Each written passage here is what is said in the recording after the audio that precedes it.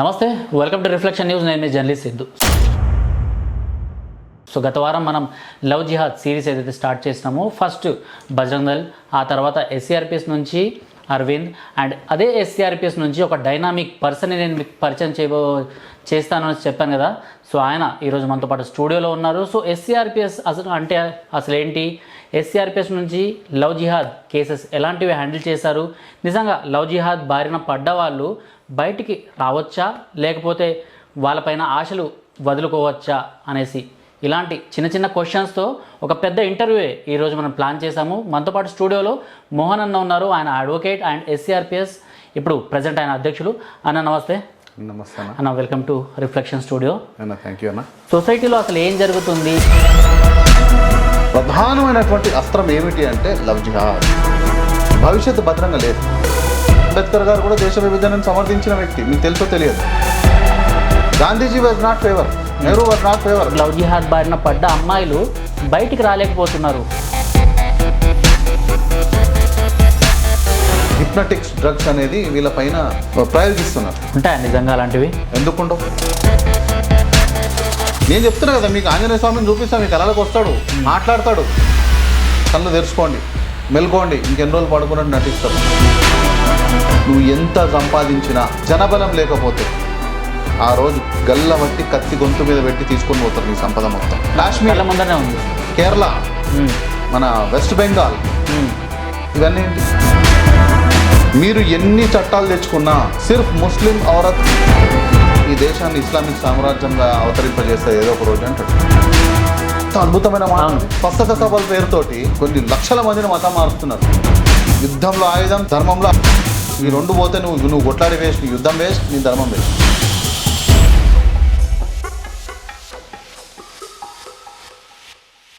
అడగడానికి మళ్ళీ నాకు చాలా ఇబ్బందిగా ఉంటుంది. కానీ నాకు పరిస్థితి వేరే ఏం లేదు. మీ సహకారం ఉంటే తప్ప ఈ ఛానల్ ముందుకెళ్ళలేదు. రిఫ్లెక్షన్తో పాటుగా రిఫ్లెక్షన్ న్యూస్ మనం ఆల్రెడీ స్టార్ట్ చేసాం. రిఫ్లెక్షన్ న్యూస్లో రెగ్యులర్గా మనం కంటెంట్ ఇస్తూనే ఉన్నాం, మీరు చూస్తూ ఉన్నారు. అండ్ రిఫ్లెక్షన్ ప్రో, సనాతన స్కూల్, శ్రీస్తుతి అని చెప్పేసి మనం ఛానల్స్ క్రియేట్ చేశాము. అన్నిట్లో కూడా చాలా అద్భుతమైన కంటెంట్ త్వరలో రాబోతుంది, కొన్నిట్లో ఆల్రెడీ వస్తుంది. వీటన్నిటిని సబ్స్క్రైబ్ చేసుకోండి, ఫాలో అవ్వండి. ఎట్ ద సేమ్ టైం మీ ఆర్థిక సహకారం నాకు చాలా చాలా చాలా ఇంపార్టెంట్. ఇప్పుడు ప్రజెంట్ ఉన్న సిచ్యువేషన్లో అయితే చాలా ఇంపార్టెంట్ అబ్బా. సో మీరు ఎంత పంపినా కూడా నాకు అది చాలా ఎక్కువ. సో ఛానల్ బాగుండాలని కోరుకుంటూ పంపండి. సొసైటీలో అసలు ఏం జరుగుతుంది, ఎందుకు లవ్ జిహాద్ బారిన పడ్డ అమ్మాయిలు బయటికి రాలేకపోతున్నారు, అండ్ వచ్చిన వాళ్ళు వాళ్ళ గురించి వాళ్ళు బయట చెప్పుకోలేక మదన పడుతున్నారు. సో చాలామంది సూసైడ్ వరకు వెళ్తున్నాయి కేసెస్. కొంతమందిని మీరే బయటికి తీసుకొచ్చిండ్రు. సో వాళ్ళ పొజిషన్స్ ఎట్లా ఉన్నాయి, ఇవన్నీ మనం మాట్లాడుకుందామా. అయితే ఫస్ట్ ఆఫ్ ఆల్ లవ్ జిహాద్ అంటే ఏంది, ఈ క్వశ్చన్ అయితే నేను ప్రతి ఒక్కరిని అడుగుతున్నాను. బికాస్ ఒక్కొక్కరి పర్సెప్షన్లో దీని గురించి ఒక్కొక్క డిఫరెంట్ వాళ్ళ థింకింగ్ని బట్టి వాళ్ళు మాట్లాడుతుంటారు. లవ్ జిహాద్ అన్నది ఏంటి అన్న దాని గురించి ఒక క్వశ్చన్ అడిగితే మీరేం ఆన్సర్ ఇస్తారు? ఎస్, అందరికీ నమస్కారం. రిఫ్లెక్షన్ ఛానల్ యొక్క ప్రేక్షకులకు మరియు జర్నలిస్ట్ సిద్ధన్న యొక్క అభిమానులకు అందరికీ కూడా ధన్యవాదాలు. అయితే ఎస్సీ రిజర్వేషన్ పరిరక్షణ సమితి, ఎస్సీఆర్పిఎస్ అంటే ఏమిటి అని అడిగారు. దాని తర్వాత లవ్ జిహాద్ అంటే ఏమిటి? ఎస్సీఆర్పిఎస్ అనేది ఎస్సీ రిజర్వేషన్ పరిరక్షణ సమితి. దీని ఫౌండర్ స్వర్గీయ శ్రీ కర్ణే శ్రీశైలం గారు. వారు రీసెంట్గా ఒక 2-3 ఇయర్స్ బ్యాక్ 2022లో గతించడం జరిగింది. 2009లో వైఎస్ రాజశేఖర రెడ్డి ఎప్పుడైతే దళిత క్రైస్తవులకు కూడా ఎస్సీ రిజర్వేషన్ ఇప్పించాలి అని ప్రయత్నించే విధంగా ఏదైతే అసెంబ్లీలో తీర్మానం ప్రవేశపెట్టడం జరిగిందో, ఆ యొక్క తీర్మానాన్ని సాలిడ్గా అంటే ఏకకంఠంతో గట్టిగా ముక్తకంఠంతో వ్యతిరేకించినటువంటి వ్యక్తి కర్ణే శ్రీశైలం గారు. వారు స్థాపించినటువంటి సంస్థ ఇది. ఈ సంస్థలో గత 2016 నుంచి మేము పనిచేస్తున్నాను. దాని తర్వాత దీంట్లో ఈ యొక్క సంస్థ ముఖ్య ఉద్దేశం ఏంటంటే ఎస్సీలకు అంటే ఎస్సీ హోదా అనేది నిజమైన హిందూ దళితులకు, బుద్ధిస్టులకు మరియు సిక్కులలో కూడా కొన్ని కులాలు ఉంటాయి. ఈ సిక్కులలో ఉన్నటువంటి ఎస్సీలకు మాత్రమే చెందాలి, విదేశీ మతాలకు చెందొద్దు అనేటటువంటి ఎజెండా ఏదైతే ముఖ్యంగా బాబాసాహెబ్ అంబేద్కర్ గారిది ఉందో అదే ఎజెండా మాది కూడా. ఇస్లాం క్రైస్తవంలో ఉన్నటువంటి మతం మారినటువంటి ఎస్సీలకు ఇది వర్తించడం సరైన విషయం కాదు.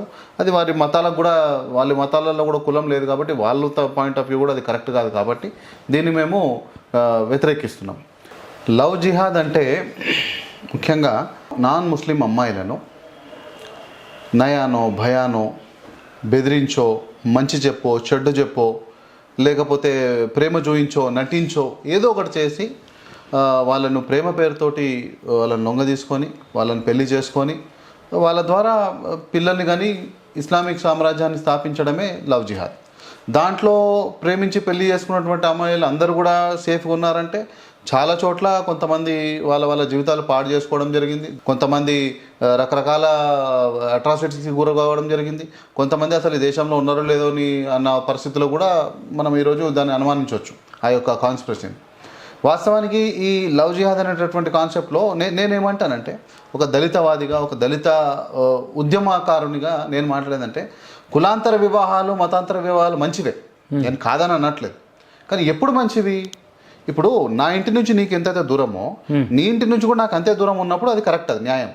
ఇప్పుడు మా ఇంటి అమ్మాయిలను అంటే మా హిందూ అమ్మాయిలను మీరు పెళ్లి చేసుకుంటున్నప్పుడు దానికి మీరు సెక్యులరిజం అని, ప్రేమ అని, పవిత్రత అని, గంగా జమున తైజీబ్ అని పేరు పెట్టినప్పుడు మరి మీ అమ్మాయిలను మా వాళ్ళు పెళ్లి చేసుకున్నప్పుడు కూడా అది కూడా ప్రేమ, సెక్యులరిజము, గంగా జమున తైజీబ్ అవ్వాలి కదా. కానీ గొడ్డలి అప్పుడు మాత్రం ఎందుకు అవుతలేదు? అప్పుడు గొడ్డలు అవుతున్నాయి, మటర్లు అవుతున్నాయి, కత్తులు అవుతున్నాయి, రకరకాల హింస అవుతుంది. మరి దీన్ని ఏం భావించాలి అంటే ఇది ఖచ్చితంగా ఇది కుట్రా కోణం ఉంది అని చెప్పడానికి ఇది బెస్ట్ ఉదాహరణ. దీన్ని అర్థం చేసుకొని దీన్ని జాగృతం చేయాల్సిన బాధ్యత ఎవరిదంటే మనది. ఇప్పుడు అవతల వాళ్ళు వాళ్ళ పనిలో వాళ్ళు ఉన్నారండి. భారతదేశాన్ని అంటే ప్రపంచాన్ని ఇస్లామిక్ పాయింట్ ఆఫ్ వ్యూ చూస్తే 3 రకాలుగా వాళ్ళు విభజించుకుంటారు. దారులే అమన్, దారులే అరబ్, దారులే ఇస్లాం అని. అంటే వాళ్ళు ఏంటంటే పూర్తిగా ఇస్లామిక్ సామ్రాజ్యం ఉన్నదాన్ని ఒక రకంగా, హాఫ్ ఇస్లామిక్ సామ్రాజ్యం, హాఫ్ సెక్యులర్ ఉన్న దగ్గర ఒక రకంగా, పూర్తిగా తక్కువ ఇస్లామిక్ ప్రభావం ఉండి ఎక్కువ సెక్యులర్ ఉన్న దగ్గర ఇంకో రకంగా చూస్తారు. అంటే ఈ తక్కువ ఇస్లామిక్ ప్రభావం నుంచి ఎక్కువ ఇస్లామిక్ ప్రభావం రావాలంటే ఏం జరగాలి? పాపులేషన్ పెరగాలి. పాపులేషన్ పెరగాలంటే ఈ లవ్ జిహాద్ అనేది ఎంత డేంజర్ అంటే అక్కడ పాపులేషన్ పెరగడానికి ఈ ఇంటి నుంచి ఒక అమ్మాయి వెళ్తూనే అట్ ది సేమ్ టైం ఈ ఇంట్లో ఒక అమ్మాయి కూడా తగ్గిపోతుంది. అవును. అంటే అక్కడ ఎంత లాభం అయితే జరుగుతుందో దానికి డబల్ నష్టం నీకు జరుగుతుంది. సో దీని గురించి అవగాహన చేసుకోవాల్సింది, దీని గురించి చెప్పాల్సింది, దీనికి పోరాల్సిన బాధ్యత ఎవరిది? మనదే, హిందువులదే. పోతే పోనీ నా ఫ్రెండే, నా నష్టపోయేది నువ్వేం కాదు. నువ్వు ఇప్పుడు ఏదో ఛత్రపతి శివాజీ లాంటి మహానుభావుల కారణం చేత అప్పుడు దేశ విభజన జరిగిన పరిస్థితులు, అంబేద్కర్ గారు అప్పుడు ఆ దేశ విభజనలో అంబేద్కర్ గారు కూడా దేశ విభజనను సమర్థించిన వ్యక్తి, మీకు తెలుసో తెలియదు. దాని తర్వాత సమర్థించడానికి కారణాలు చాలా వేరే ఉన్నాయి. మళ్ళీ సమర్థించారంటే పాకిస్తాన్ సమర్థించారు అన్నట్టు కాదు. ప్రతి ఒక్క భారతదేశంలో ఉన్నటువంటి ప్రతి ఒక్క ముస్లిము, పాకిస్తాన్లో ప్రతి హిందువు జనాభా మార్పిడి జరిగి ఇది హిందూ దేశంగా అది ఇస్లామిక్ దేశంగా అవతరించినప్పుడే ఇది కరెక్ట్ ప్రొసీజర్ అవ్వాలి. ఆ విధంగా పంపించుకుంటే ఆ విధంగా అవ్వలేదు కాబట్టి ఆయన చెప్పింది వీళ్ళు వినలేదు. గాంధీ, జిన్నా వీళ్ళు అంటే జిన్నా అఫ్ కోర్స్ జిన్నా కూడా పాపులేషన్ ఎక్స్చేంజ్ కి ఫేవర్గా ఉండే. Gandhiji was not favour, Nehru was not favour. వాళ్ళు అందుకే ఈ ఇష్యూస్లో చాలా కాన్ఫ్లిక్ట్స్ ఉండి వచ్చాయి కదా. గాడ్సే చంపడానికి కారణం జరిగింది, అది సపరేట్ యాంగిల్ అది. సో నేనేమంటున్నానంటే ఈ యొక్క దేశంలో ఉన్నటువంటి ముస్లిం పాపులేషన్ పెరగడానికి కానీ హిందూ పాపులేషన్ తగ్గిపోవడానికి కానీ ప్రధానమైనటువంటి అస్త్రం ఏమిటి అంటే లవ్ జిహాద్. అసదుద్దీన్ ఓవైసీ ఒక అద్భుతమైన మాట అంటాడండి, వాస్తవానికి ఆ మాటకు మెచ్చుకోవచ్చు.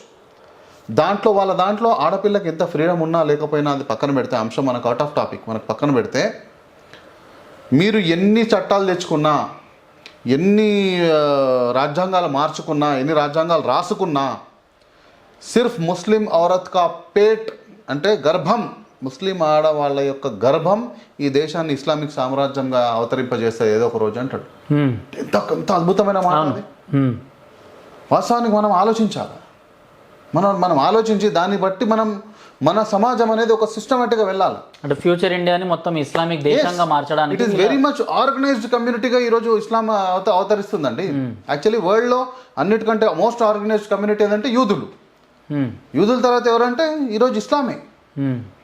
కానీ మనం ఎక్కడున్నాం?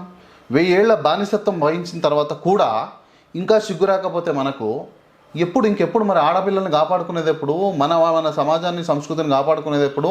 ఈ అంటరాంతనము, అసమానతలను తన్ని తరిమేసేది ఎప్పుడు? నేనేమంటున్నానంటే ఈ యొక్క దేశం భవిష్యత్తు బాగుండాలి. నువ్వు బాగున్నావు, నేను చెప్పిన ఇందాక కొన్ని మహనీయులు ఆలోచించిన వాళ్ళు పోరాడినటువంటి శివాజీ మహారాజ్ వాళ్ళ పోరాటాలు, అంబేద్కర్ గారి ఆలోచన విధానం, వీటన్నిటి కారణం చేత ఈరోజు ఇప్పుడు ప్రజెంట్ భద్రంగా ఉందేమో కానీ భవిష్యత్తు భద్రంగా లేదు. భవిష్యత్తు భద్రంగా ఉండాలంటే కొన్ని రోజులు కొంతసేపు ఈ యొక్క ధర్మం కోసము, ఈ యొక్క సమాజం కోసం కూడా హిందువులు పాటుపడాలి, హిందువుల ఐక్యత కోసం కొంత పాటుపడాలి. ఈరోజు మీరు బాగా ఆలోచించండి, ఇతర మతాల్లో రిటైర్డ్ పీపుల్ ఏం చేస్తారు తెలుసా? ధార్మికం పని చేసుకుంటారు. వాళ్ళ ఇస్లాం, వాళ్ళ క్రిస్టియన్స్ కానీ ముస్లిమ్స్ కానీ వాళ్ళ సమాజానికి సంబంధించినటువంటి జాగృతం చేసే పనిలో ఇల్లులు తిరగడము, మాట్లాడడము, ఏదైతే వీళ్ళు ఆర్ఎస్ఎస్ వాళ్ళు చేస్తారు కదా కొంతమంది, ఆ విధంగా ప్రతి ఒక్క రిటైర్డ్ పర్సన్ మ్యాక్సిమం ఆ పనిలో పాల్గొంటారు. హిందువులలో రిటైర్డ్ అయినటువంటి పెద్ద మనుషులు ఏం చేస్తారండి? అమ్మలు, అక్కలు కానీ, పెద్దమ్మలు కానీ వీళ్ళందరూ ఏం చేస్తారు? రిటైర్మెంట్ అయిన వాళ్ళు కూర్చొని ఇంట్లో కోడళ్ళు ఏం చేస్తుర్రు, కోడళ్ళ మా కొడుకులు ఏం చేస్తుర్రు, కొడుకు ఏ సినిమా పోతుర్రు, టీవీ సీరియళ్ళు, అదేది మన వంటలక్క, కార్తీక దీపం, ఇది రిటైర్ అయిన పెద్ద మనుషులేమో ఏ డబ్బులు ఏడో ఇన్వెస్ట్మెంట్ చేయాలి, ఇంకా సంపాదన,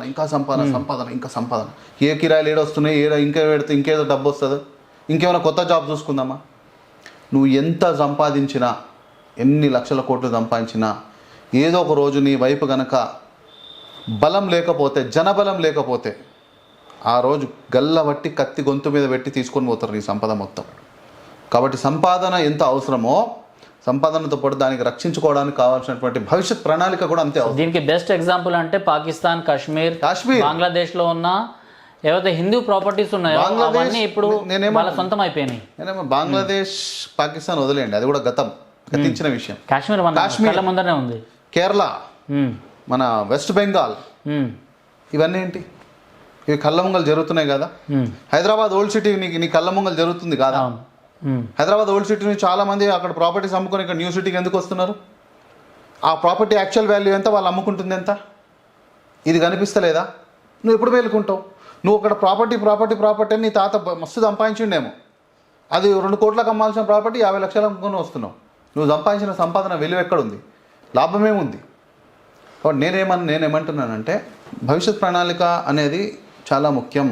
హిందువులలో ఈరోజు మోస్ట్ అన్ఆర్గనైజ్డ్ కమ్యూనిటీగా ఈరోజు హిందువులు అవతరించారు. ప్రపంచంలో ఉన్నటువంటి మెజారిటీ కమ్యూనిటీస్ అవుతున్నాయో, క్రైస్తవులు, ముస్లింలు, యూదులు, హిందువులు, సిక్కులు, బౌద్ధులు, వీళ్ళల్లో మోస్ట్ అన్ఆర్గనైజ్డ్ కమ్యూనిటీ ఏదంటే హిందువులే. ఈ అన్ఆర్గనైజ్డ్ కమ్యూనిటీ, ఈ అన్ఆర్గనైజేషన్ వల్లనే మనం చాలా విడిపోతున్నాము.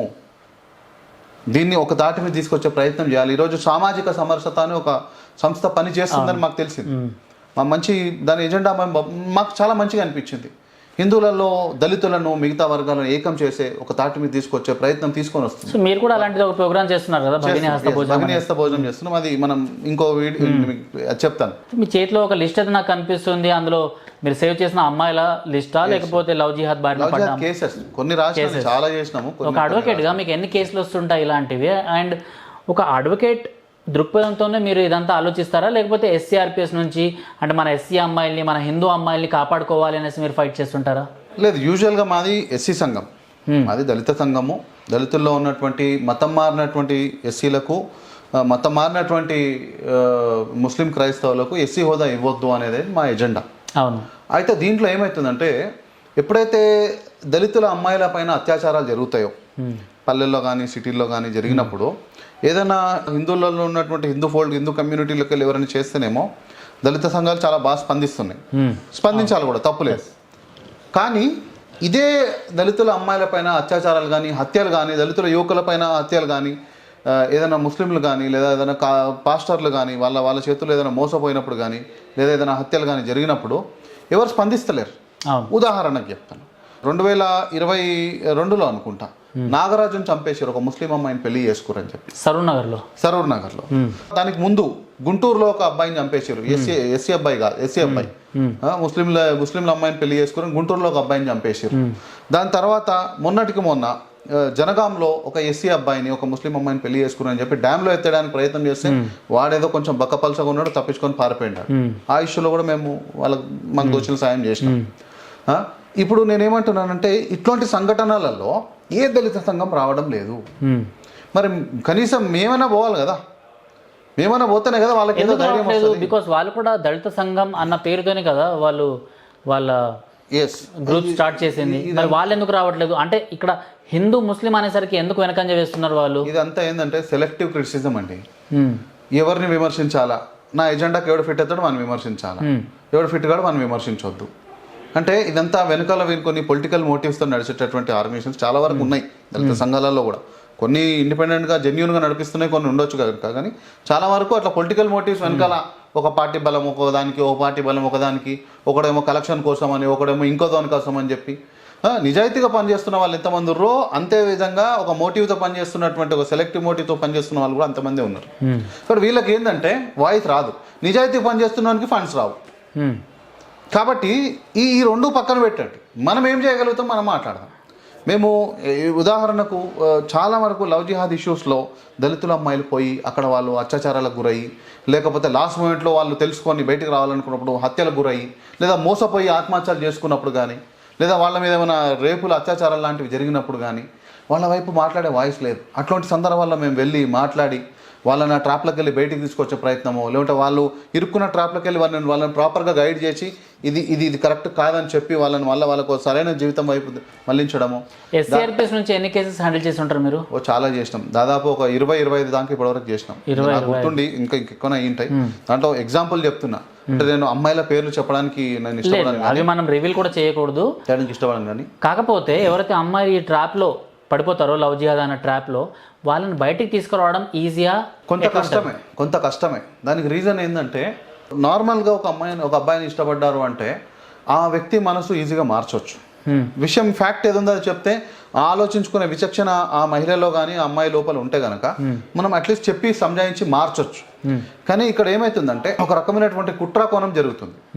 ఇది ఓన్లీ ఎస్సీ అమ్మాయిలనే కాదు, మొత్తం యావత్ హిందూ సమాజం అందరి అమ్మాయిల మీద అందరి మీద జరుగుతుంది. ఇదే love jihad, nothing but.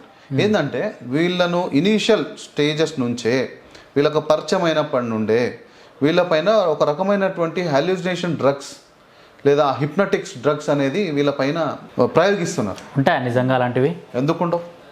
LSD అని ఒక డ్రగ్స్ ఉంటుంది, ఎల్ఎస్డి, ఎండిఎంఏ అని చెప్పి అది కంప్లీట్ డ్రగ్స్. అది బ్యాండ్ డ్రగ్స్, ఇవన్నీ బ్యాండ్ డ్రగ్స్, బొక్కలు వేస్తారు ఇవన్నీ.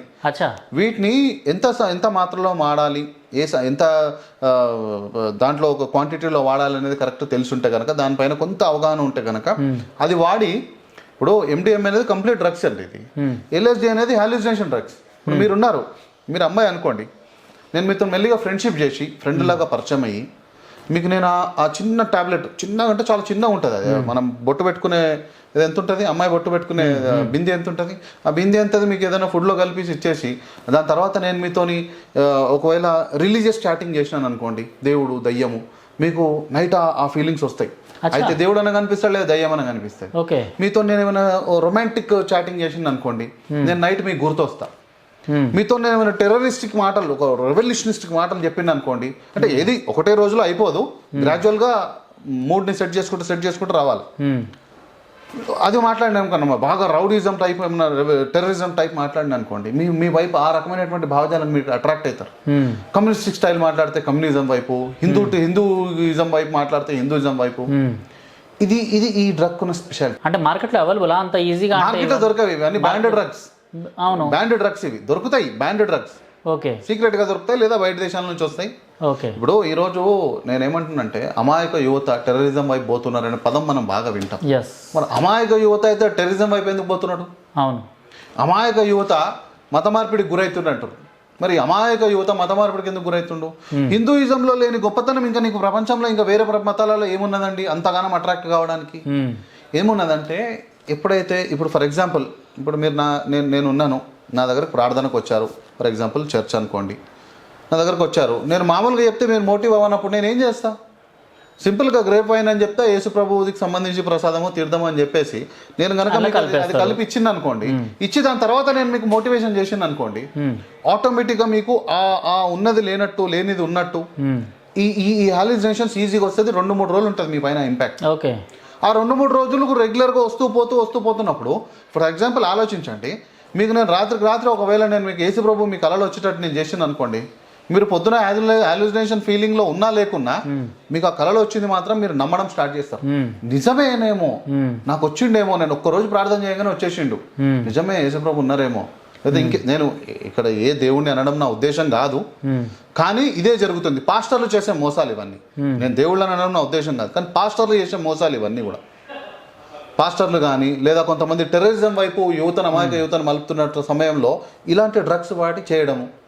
ఎందుకండి రీసెంట్గా ఒక కేసు హ్యాండిల్ చేసినాం. ఒక అమ్మాయి సాఫ్ట్వేర్ ఇంజనీర్ అమ్మాయి, చాలా పెద్ద రెప్యూటెడ్ కంపెనీలో వర్క్ చేస్తారు, 2 లక్షల జీతం అమ్మాయి.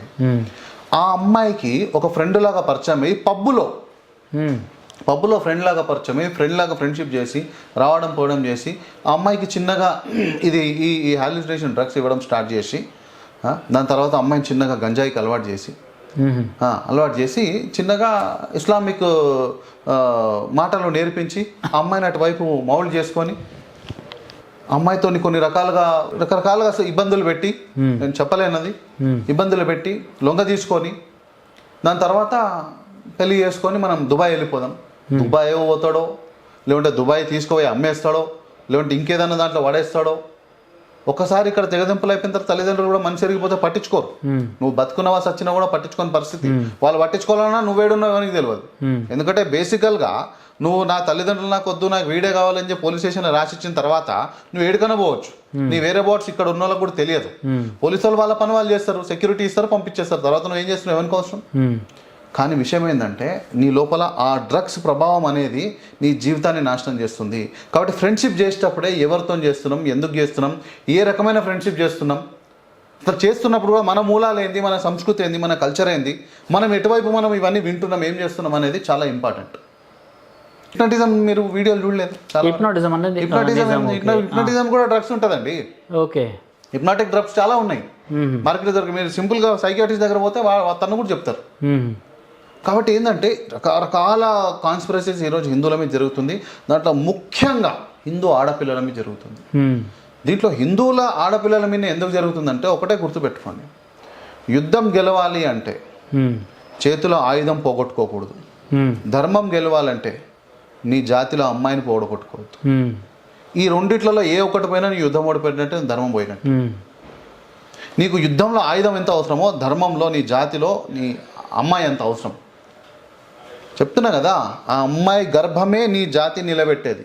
నువ్వు హిందువా ముస్లిమా పక్కన పెట్టు, ఇర్రెస్పెక్టివ్, నీ జాతి నిలబెట్టేది అమ్మాయి గర్భమే.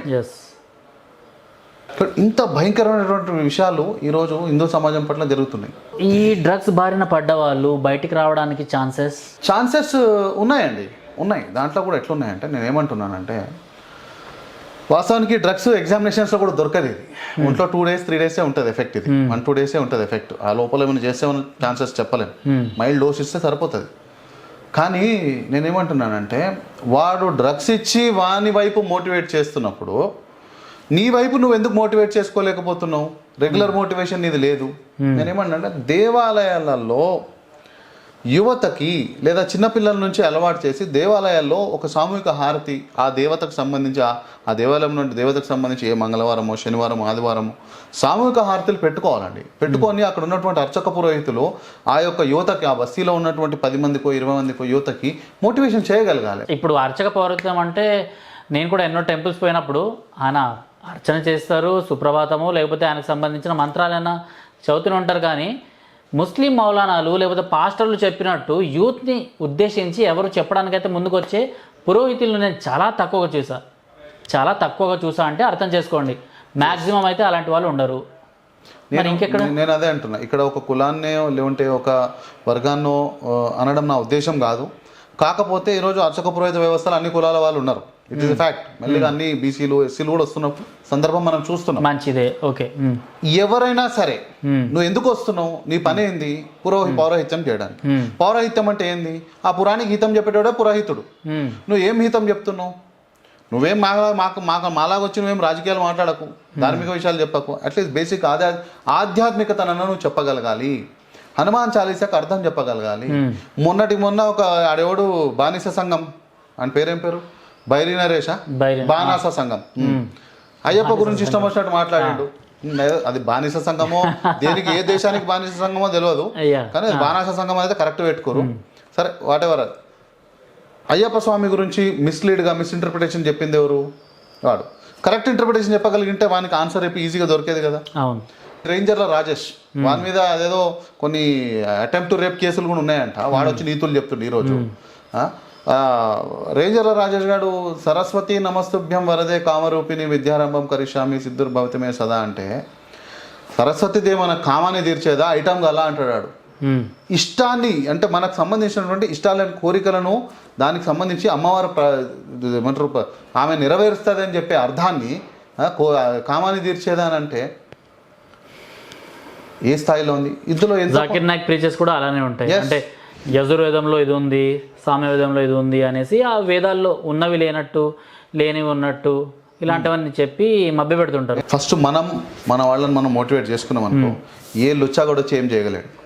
నేను చెప్తున్నా, అది ఎవడన్నా కానీ ఆ పాస్టర్ కానీ లేకపోతే ఇంకే పంతులు కానీ ఇంకెవడు కానీ. మన దాంట్లో కూడా హిందువులలో కొంతమంది ఈ మధ్య తెల్ల చీరలు కట్టుకొని తిరుగుతారు కదా, వాళ్ళ పేరేం పేరు బ్రహ్మకుమారి. వాళ్ళు కూడా మరి పేరుకి హిందువులే, వాళ్ళు కూడా మరి అన్ని అబద్ధాలు చెప్పుకుంటూనే జనాల్ని మోటివేట్ చేస్తారు కదా. వాళ్ళు కూడా ఇవన్నీ పిచ్చి లెక్కలు చేస్తారు కదా. ఈ LSD డ్రగ్స్లు విక్స్లు అనేది వాళ్ళ మీద కూడా ఎలిగేషన్ ఉంది. నేనేమంటాను అంటే ఎవడన్నా కానీ నిజంగా నిజాయితీగా ఎవడన్నా ఒక మతం నచ్చిపోతే పోనీయండి. కానీ ఈ రకమైనటువంటి కాంట్రవర్సీస్ చేసి ముఖ్యంగా ఆడవాళ్ళని టార్గెట్ చేసి ఆడవాళ్ళతో పాటు యువకులను టార్గెట్ చేసి ఈరోజు చర్చిలలో కొన్ని చర్చిలలో వందల చర్చిలలో పిచ్చెక్కినట్టు దుంకుతున్నారు. స్వస్థత సభల పేరుతోటి కొన్ని లక్షల మందిని మతం మారుస్తున్నారు. స్వస్థత సభ అనేది ఒక క్రైమ్. మ్యాజికల్ రెమెడీస్ యాక్ట్ ప్రకారము ఎవడన్నా ఒక దగ్గర స్వస్థత సభ పెట్టి మ్యాజికల్గా ఓం బూమ్ బుష్ అనుకుంటా, లేకపోతే టచ్ అనుకుంటా, లేకపోతే in the name of God అనుకుంటా అన్నీ తగ్గించేసిండు అనుకోండి, 100% కంప్లైంట్ ఇవ్వచ్చు. మ్యాజికల్ రెమెడీస్ యాక్ట్ ప్రకారం అది క్రైమ్, అది సివియర్ క్రైమ్. బయట జరిగేది మొత్తం అదే జరుగుతుంది. మనలకు తెలియదు, ఏమంటలేరు, లొల్లి పెట్టుకుంటారు. పాపం వీళ్ళ మీద కేసులు అవుతుంది. లొల్లి కాదు, అది వీడియో తీయండి, కేసు పెట్టండి. మ్యాజికల్ రెమెడీస్ యాక్ట్ చదవండి, ఇంత చిన్న బుక్ ఉంటుంది, చదివి కేసు పెట్టండి. ఎట్లా లోపల కూడా చూద్దాం. ఫస్ట్ మన వాళ్ళకి మనం ఫీడింగ్ ఇచ్చుకున్నాం అనుకోండి, ఎవడు చేంపికలేడు. లవ్ జిహాద్ కూడా అదే సమస్య. ఈరోజు లవ్ జిహాద్లో హిందువులు మేలుకోవాల్సిన టైం వచ్చింది, ఇంకా మేలుకోలే, ఇంకా పడుకున్నట్టు నటిస్తే గనక నేను చెప్తున్నా కదా, యుద్ధంలో ఆయుధం, ధర్మంలో ఆడపిల్ల, ఈ రెండు పోతే నువ్వు కొట్లాడి వేస్ట్, నీ యుద్ధం వేస్ట్, నీ ధర్మం వేస్ట్. కాబట్టి ఫస్ట్ కాపాడుకోవాల్సిన అవసరం ఉంది. నువ్వు దానికోసం యుద్ధాలు చేసే అవసరం లేదు. Prevention is better than cure. పోయిన తర్వాత పోలీస్ స్టేషన్ కాడికి పోయి లొల్లి పెట్టుకోకు. ఎందుకంటే 18 years అండ్ అబౌవ్ దాటినటువంటి వాళ్ళకి అందరు కూడా రాజ్యాంగం స్వేచ్ఛనిచ్చింది. వాళ్ళను ఆపలేవు. ఆల్రెడీ వాళ్ళ డ్రగ్స్ మత్తులో ఉంటారు. ఆ డ్రగ్స్ మత్తులోకి వెళ్ళి బయటకు వచ్చే లోపల పుణ్యకాలం మాస్త గడిచిపోతుంది. అలా మత్తులో ఉన్నారా లేదా నువ్వు చెప్పలేవు, మెడికల్గా ప్రూవ్ కావు. కాబట్టి నేనేమంటున్నా అంటే అవన్నీ పక్కన పెట్టండి. Just keep a target for your self. 100 మందికి 1000 మందికి టార్గెట్ పెట్టుకోండి. సంవత్సరానికి ఒక 500 మంది ఆడపిల్లకి అవేర్నెస్ తేవాలి. ఫ్రెండ్స్కి తెస్తారా, ఫ్రెండ్స్కి తెస్తారా, వాళ్ళ ఫ్రెండ్స్కి తెస్తారా, చుట్టాలకు తెస్తారా, చుట్టాల ఫ్రెండ్స్కి తెస్తారా, చెల్లెళ్ళకి తెస్తారా, చెల్లెళ్ళ ఫ్రెండ్స్కి తెస్తారా, వాళ్ళ ఫ్రెండ్స్కి తెస్తారా, పక్కింటోళ్ళకి తెస్తారా, వెనకింటోళ్ళకి తెస్తారా, బస్తీలోని అమ్మాయిలందరికీ కలిపి ఒక దగ్గర కూర్చోబెట్టి తెస్తారా, మీ ఇష్టం. టార్గెట్ పెట్టుకోండి. ఎంతసేపు డబ్బు సంపాదించుడు ఒక్కడే కాదు కదా. రేపు పోయే ఆడపిల్లలు నీ చెల్లి ఉండొచ్చు, నీ అక్క ఉండొచ్చు, పెళ్ళైన వాళ్ళు కూడా చాలామంది ఉన్నారు లవ్ జిహాద్ ట్రాప్లలో. కాబట్టి చాలామంది ఉన్నారు. కాబట్టి మనం టార్గెట్ పెట్టి ఎంతో కొంత లవ్ జిహాద్ మీద అవేర్నెస్ తీసుకొస్తూ ఉండాలి. కులంలో తెస్తావా, నీ వాడల్లో తెస్తావా, ఇర్రెస్పెక్ట్, కానీ తేవాలి. ప్రతి ఒక్క హిందూ యువకుడు, హిందువుల అమ్మాయిలు దీని గురించి తెలిసిన వాళ్ళు పనిచేస్తేనే ఇది ఆగుతుంది. సంవత్సరం కింద అనుకుంటా ఫ్రెండ్షిప్ జిహాద్ పేరిట హైదరాబాద్లోని ప్రెస్ క్లబ్లో, అంటే సోమాజిగూడలోని ప్రెస్ క్లబ్లో ఒక ప్రెస్ మీట్ పెట్టినరు ఒక తల్లిదండ్రులు. సో అందులో ఏంటంటే ఒక హిందూ అమ్మాయి ఫ్రెండ్, చిన్నప్పటి నుంచి ముస్లిం అమ్మాయి, చిన్నప్పటి నుంచి కలిసి పెరిగినరు, ఇంటికి వచ్చేది వెళ్ళేది. బట్ ఒక రకమైన జంజంకా పానీ అనేసి ఒక బాటిల్ ఇచ్చింది. సో ఆ బాటిల్ డైలీ తాగాలంట ఈ హిందూ అమ్మాయి. తాగిన తర్వాత ఆమె నమాజ్ చేయడము ఇవన్నీ నేర్పించేసేది ఇంటికి వచ్చేసి. ఆ తర్వాత ఎప్పుడైతే 18 కంప్లీట్ అయిందో, 1.5 year బ్యాకే ఇది, అత్తాపూర్కి సంబంధించిన పోలీస్ స్టేషన్ కేసు ఇది. సో వాళ్ళ తల్లిదండ్రులు వచ్చేసి ప్రెస్ మీట్ పెట్టిండ్రు ఏడ్చుకుంటూ. సో నేను అక్కడ ఉన్నా కాబట్టి మాట్లాడుతున్నాను దీని గురించి. ఆ బాటిల్ ఒకటి దొరికింది. ఆ బాటిల్ డైలీ తాగేదంట ఆ అమ్మాయి. సో తాగడం వల్లనే ఈ మైండ్ బ్రెయిన్ వాష్ అయింది. 18 ఏజ్ అయిపోగానే కూలి నాలి చేసుకునే పేరెంట్స్, వాళ్ళ పేరెంట్స్ పాపం చాలా అంటే ఇంకా దిగువ మధ్యతరగతి కుటుంబం అంటాం కదా, అలాంటి ఫ్యామిలీకి వీసా పాస్పోర్ట్ వచ్చేసి ఈ నుంచి బయటకు తీసుకెళ్ళిపోయినారు అమ్మాయిని. అమ్మాయి బురకా వేసుకుని వచ్చింది పోలీస్ స్టేషన్కి. నాకు 18, నేను మేజర్ అయిపోయినా, నాకు ఇంకా సంబంధం లేదు, నేను ఇస్లాంని ఫాలో అవుతున్నాను, నాకు తల్లిదండ్రులు వద్దు అనేసి చెప్పేసినారు. అంటే ఇంతలా మోటివేట్ అవుతారా దీనివల్ల, ఈ డ్రగ్స్ వీటి వల్ల? మీరు ఏ దేవుడిని మొక్కుతారు? ఆంజనేయ స్వామి, శ్రీరాముడు, వెంకటేశ్వర స్వామి. కనిపించింది ఎప్పుడన్నా? లేదు. ఒకవేళ ఆ డ్రగ్స్ కనుక ఎక్కడన్నా నాకు దొరికితే, ఏదైనా ఇష్యూలో దొరికితే కనుక నేను తెచ్చిస్తాను మీకు, లేదా నా ఫ్రెండ్స్ కొంతమంది సైకియాట్రిస్ట్ వాళ్ళని అడిగి తెచ్చిస్తా. మీకు తెచ్చిచ్చిన తర్వాత ఒక వారం రోజుల్లో మీ ఇష్టదైవాన్ని నేను రాత్రి మీ కళకు తెప్పిస్తా. అచ్చా. ఏ పూజ వద్దు ఏమొద్దు, జస్ట్ దాని గురించి మీరు ఒక హనుమంతుని చరిత్ర చదవండి, ఆయన గురించి ఊహించండి, నాకు కనిపించాలని కోరుకోండి, అంతే చాలు. మీకు హనుమంతుని చూపిస్తా, అమ్మవారిని చూపిస్తా, యేసుప్రభుని చూపిస్తా, ఇంకే దేవుడు కావాలంటే ఆ దేవుడిని చూపిస్తా. సో క్లినికల్ ఇదంతా ప్రూవ్ అయింది అంటారు మీరు? అరే మీరు బేసికల్గా సైకియాట్రిస్ట్ దగ్గర పోయి అడగండి, ఒక డాక్టర్ని అడగండి, సైన్స్ని నమ్మండి. ఆయన దగ్గర సరే ఈ ఎల్ఎస్డి డ్రగ్స్, హాల్యూసినేషన్ డ్రగ్స్ అంటే ఏందని కనుక్కోండి. దేనికి దేన్ని వాడవచ్చు అంటే దేనికైనా వాడచ్చు. నేను చెప్తున్నా కదా, మీకు ఆంజనేయ స్వామిని చూపిస్తా, మీ కళలకు వస్తాడు, మాట్లాడతాడు, మీకు ఏం కావాలో అదే మాట్లాడతాడు, మళ్ళీ వేరేది మాట్లాడాడు. మరి ఇన్ని భక్తులు కదా మీరు, మరి మీకు ఇన్ని రోజులు కనిపించాలి, ఇప్పుడు నేను ఎట్లా చూపిస్తా? యేసుప్రభుని చూపించాలా చెప్పండి. మరి యేసుప్రభు సండే చర్చిలకు పోయిన తర్వాత ఆ రోజు రాత్రికి కొత్త వాళ్ళు ఎవరైనా వస్తే గనక, లేదా వాళ్ళకైనా సరే అందరికి కనిపిస్తారండి. మొత్తం రీసెంట్ గా కొత్తగా మతం మారిన వాళ్ళకే దేవుడు కనిపిస్తాడు, యేసుప్రభు వచ్చి కనిపిస్తాడు. మరి పాత వాళ్ళకి ఎందుకు కనిపించారు? ఫారెన్ కంట్రీలో అమెరికాలలో వాటిలలో వాళ్ళకి ఎందుకో కనిపించాడు. ఎందుకంటే వాడిని మతం మార్చడం కోసం వాని మీద ప్రయోగం అవసరం కాబట్టి, వాని లోపల ఇంపాక్ట్ ఉంటుంది, మెడికల్ డ్రగ్ ఇంపాక్ట్ ఉంటుంది కాబట్టి వానికి కనిపిస్తాడు. That is called hallucination drugs. దాన్ని ఏమంటారంటే ప్లేసీ బాయ్ సెట్ అని అంటారు ఇల్యూజన్ డ్రగ్స్ని. సో ఇది ఒక కుట్ర కోణంగా జరుగుతుంది. ఇప్పుడు జంజమ్ కా పానీ ఇవ్వకుండా, చర్చ్లో ప్రేయర్ ఆయిల్ ఇవ్వకుండా దైవ దర్శనం ఏ విధంగా అయితే చూద్దాం. జంజమ్ కా పానీ అంటే ఇక్కడ మనకు కృష్ణా, గోదావరి, గంగా నది ఈ నీళ్ళు ఎట్లనో అట్లా సౌదీ అరేబియాలో మక్కా మసీద్ ప్రాంతంలో జంజమ్ కా పానీ. ఆ బాటిల్లో నిజంగానే జంజమ్ కా పానీ ఉందా, లేకపోతే మీరు చెప్పినట్టు ఏదైనా డ్రగ్స్ కలిపినరా అనేసి. నేను ఏమంటున్నా, జంజమ్ కా పానీ అయినా గంగా తీర్థమైన ఏదైనా సరే పవిత్రమైనవేనండి. పవిత్రమైనవి వేరు, మ్యాజిక్లు చేసేటివి వేరు. నేనేమంటా, నేను జంజమ్ కా పానీనో గంగా తీర్థాన్నో విమర్శించడం లేదు, కానీ నువ్వు ఇచ్చే దాంట్లో ఒక కుట్ర ఉంది, దాంట్లో ఇది కలిపి నువ్వు జంజమ్ కా పానీ అని ఇచ్చేసి మోసం చేస్తున్నావు. ఆ మోసంలో మనోళ్ళు ఎర్రి గొర్రెలాగా పోయి పడుతున్నారు అని అంటున్నా నేను. రైట్.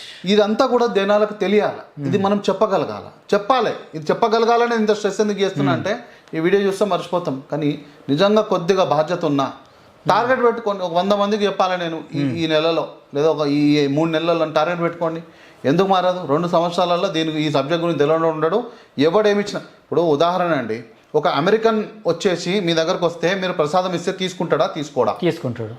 ఒక ఇండియన్ లేటెస్ట్ క్రిస్టియన్కి మీరు ప్రసాదం ఇస్తే తీసుకుంటాడా? దగ్గర కూడా రాడు. ఎందుకు రాడు చెప్పండి. మా మతంలో ఇదంతా ఉండదు, మీ దేవుళ్ళు శైతాన్. వాడు అసలు ఒరిజినల్ వాడు ఎందుకు తీసుకుంటాడు? వాళ్ళు తీసుకుంటారు. ఎందుకంటే వీడు ఏ విధంగా వాడిని నా వైపు తిప్పుకుంటున్నాడో, వాని వైపు తిప్పుకుంటున్నాడో వానికి తెలుసు. ఒకవేళ బై మిస్టేక్, బై ఛాన్స్ అవతలోడు కూడా అదే ఇచ్చి వాని వైపు మళ్ళీ తిప్పుకుంటాడన్న భయానికి, ఇన్సెక్యూరిటీకి కొత్తగా మారినటువంటి క్రైస్తవులకు ప్రసాదం తినొద్దు, ఇతర మతాలకు సంబంధించిన తీర్థాలు తీసుకోవద్దు. ఎందుకంటే వాళ్ళకి తెలుసు కదా ఎల్ఎస్డి డ్రగ్స్ ఏ విధంగా అవతల బాడీలకు పంపించవచ్చు అనేది వాళ్ళకి తెలుసు, అందుకే తీసుకోవద్దు. మరి ఒరిజినల్గా ఉన్నోడు అసలు నాలుకనేమో రుచి చూస్తుందంట, వీడు నిన్న మొన్న వచ్చినటువంటి కొసర నాలుకగాడు మాత్రం మేము ప్రసాదాలు ముట్టుకోం. ఎందుకు ముట్టుకోరు? ఎందుకంటే మీరు చేసే లంగ పని ఏందో వాళ్ళకి తెలుసు. వాడు పుసుకుమని మళ్ళీ పోగలడు, తింటే ఆ హాల్యూసినేషన్లకు వెళ్ళిపోగలడు, ఆ ప్రసాదం మొక్కితే ఆ దేవుని హాల్యూసినేషన్లకు వెళ్ళిపోగలడు. మై మిస్టేక్ అది వచ్చినా కూడా దాంట్లో మనం కలిపే అవసరం లేదండి. హాల్యూసినేషన్ డ్రగ్స్ ముస్లిం చెప్పినా, క్రైస్తవుడు చెప్పినా, హిందూ చెప్పినా, ఎవడు చెప్పినా ఒకటే. వాళ్ళ క్రైస్తవుడు వచ్చేసి యేసుప్రభు కనిపిస్తాడని చెప్పి హాల్యూసినేషన్ చేసేసి వెళ్ళిపోయింది అనుకోండి, అదే ఒక గంట తర్వాత మీరు వెళ్ళి నాకు ఆంజనేయ స్వామి కనిపించిండు, నీకు కూడా కనిపిస్తాడు, ఒకసారి ఆంజనేయ స్వామి మంత్రం చెప్పించు, ఆయనను ఊహించు, ఆయన రమ్మని కోరుకున్నారు అనుకోండి, అదే మందు మీకోసం కూడా పనిచేస్తుంది. కాబట్టి ఆ హాల్యూసినేషన్ అనేటటువంటి ప్రక్రియలో వాడు చెప్పింది బై మిస్టేక్ ఏమైనా అటు ఇటు అయ్యి ఓవర్లాప్ అయ్యి, మీరు చెప్పింది మీ ప్రసాదం ఇంపాక్ట్ ఏమైనా అటు ఇటు అయ్యి ఆ భావజాలంలోకి వస్తే పుసుకుమని. ఇంతకుముందు నాతో మాట్లాడినప్పుడు ఒకసారి ఇలానే రివర్స్ ఏదైతే హాల్యూసినేషన్ డ్రగ్ ఉందో దాన్ని రివర్స్ కూడా మీరు చేసినట్టున్నారు. అంటే ఒక అమ్మాయి మీద మేము చెప్పినాము, అదే అంటున్నా. ఇప్పుడు యేసుప్రభు బదులు ఏడా ఆంజనేయ స్వామి కనిపిస్తాడని భయం వాళ్ళది. ఇక్కడ ఏమైతుందంటే, ఇప్పుడు ఒక అమ్మాయి ఒక పిఎస్లో ఒక ఇష్యూలో ఒక అమ్మాయి దగ్గర పోయినాం. ఆ అమ్మాయి చాలా కోర్ దాంట్లో ఉంది, అంటే ఇస్లాం దాంట్లో, ఇస్లామిక్ దానికి సంబంధించి చాలా నాకు నేను అల్లాహ్ని నమ్ముకున్నా, ఆయన నాకు సర్వంతర, సరే ఓకే మంచిది, మేము కూడా గౌరవిస్తాం. కానీ పక్కన పెడితే సరే ఇప్పుడు ఏందమ్మా, ఆ అబ్బాయి నాకు ఇష్టం, మరి అంతకుముందు నీ బావతో అనుకున్నారు కదా, నీ బావ మరి నీకు నచ్చిండు కదా, నువ్వు ఓకే అనుకున్నాక మధ్యలో వీడేవాడు ఇట్లా వచ్చిండు మరి దూరిండు, ఇది కరెక్ట్ కాదు కదా, మరి నీ బావ నువ్వు కమిట్మెంట్ మీ తల్లిదండ్రులు ఇచ్చిర్రు ఇదంతా, నీ బావను కూడా నువ్వు ప్రేమించినావు ఇష్టపడ్డారు తిరిగిరు కదా, తిరిగినాం, ఇప్పుడు నాకు అది కాదు. సరే ఓ పని చేద్దాం, మేము చెప్తాం, ఒక వన్ డే నువ్వు ఇంటికి వచ్చే లేదా పిఎస్లో పొద్దున రేపు 1 డే మీరు కౌన్సిలింగ్ టైం ఇవ్వండి, మేము మాట్లాడుతున్న తర్వాత వెళ్ళాను. ఇక్కడ పేరెంట్స్ పోలేదు, సెంటిమెంట్ చెప్పలేదు, ఏం చెప్పలేదండి. అక్కడ ఆ అబ్బాయికి అట్రాక్ట్ అయినటువంటి అమ్మాయిని ఆల్రెడీ అమ్మాయి ఒక అబ్బాయికి అట్రాక్ట్ అయిండే, ఇతని నుంచి వాడు దూరం చేసింది కాబట్టి ఈ అబ్బాయితో మాట్లాడిపించినాం. ఈ అబ్బాయి అంటే ఈ బావ మన పిల్లోడు ఏం చేసిండంటే అమ్మాయికి వీళ్ళిద్దరు కలిసి ఉన్నటువంటి మంచి రోజులు గుర్తు చేసిండు. సేమ్ ఆ డ్రగ్ నీకు ఎట్లా పనిచేస్తుందో వాడికి కూడా ఎట్లా పనిచేసింది. అమ్మాయి ఈవినింగ్ కల్లా మోటివేట్ అయింది, లేదండి నేను నా భావని ఇష్టపడ్డ మనస్ఫూర్తిగా, ఏదో మధ్యలో ఇన్ఫెక్షన్ సాల్వ్, ఎవరితో కొట్లాడే అవసరం లేదు, ఎవరితో పంచేది అవసరం లేదు. కానీ ఇది ప్రతిసారి ఛాన్స్ దొరకకపోవచ్చు. నేను ఏమంటున్నా అంటే prevention is better than cure.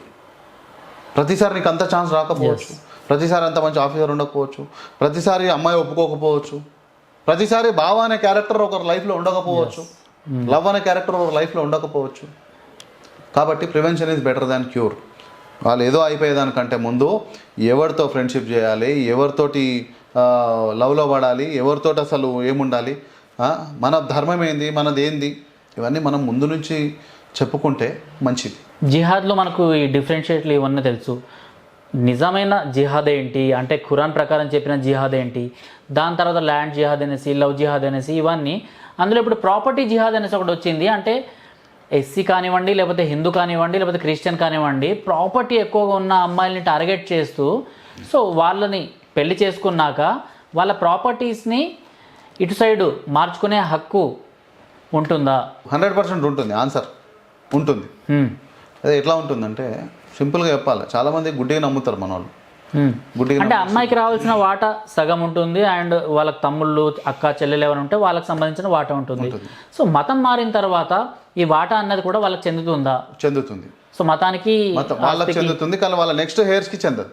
Okay, ఒకవేళ ఈమె తీసుకోలేదు అనుకోండి, ఈమె తీసుకోకుండా ఒకవేళ చనిపోయిందో ఇంకేదో అయింది అనుకోండి, వాళ్ళ నెక్స్ట్ హెయిర్స్ ఆల్రెడీ మతం మారినటువంటి వాళ్ళు వచ్చి ఇది నా తాత ప్రాపర్టీ, నాకు కూడా హక్కు ఉండే మా తల్లి వారి నుంచి అంటే నడవదు. అదే యాక్చువల్లీ అది మన ఆల్రెడీ లాలో ఉంది, ఫస్ట్ నుంచి ఉంది.